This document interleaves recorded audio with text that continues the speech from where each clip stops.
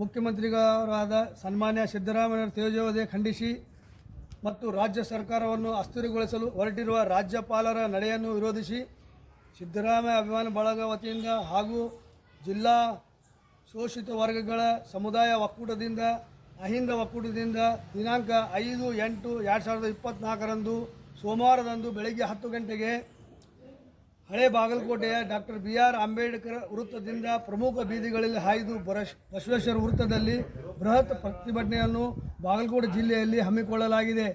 ಆದ ಕಾರಣ ಎಲ್ಲ ಪಕ್ಷದ ಅಭಿಮಾನಿಗಳು, ಸಿದ್ದರಾಮಯ್ಯನವರ ಅಭಿಮಾನಿಗಳು ಮತ್ತು ಅಹಿಂದ ವರ್ಗಗಳ ಒಕ್ಕೂಟ, ಎಲ್ಲ ಸಂಘಟನೆದವರು ಮತ್ತು ಶೋಷಿತ ಸಮುದಾಯದವರು ಎಲ್ಲರೂ, ರೈತರು, ಎಲ್ಲ ಕಾರ್ಮಿಕರು, ಬಡವರು, ಸಾಮಾನ್ಯ ವರ್ಗದವರು ಸಿದ್ದರಾಮಯ್ಯರ ಕೈಯನ್ನು ಬಲಪಡಿಸಲು ಇದನ್ನು ಪ್ರತಿಭಟನೆ ಹೋರಾಟದಲ್ಲಿ ತಾವೆಲ್ಲರೂ ಭಾಗವಹಿಸಬೇಕಾಗಿ ವಿನಂತಿಸಲಾಗಿದೆ.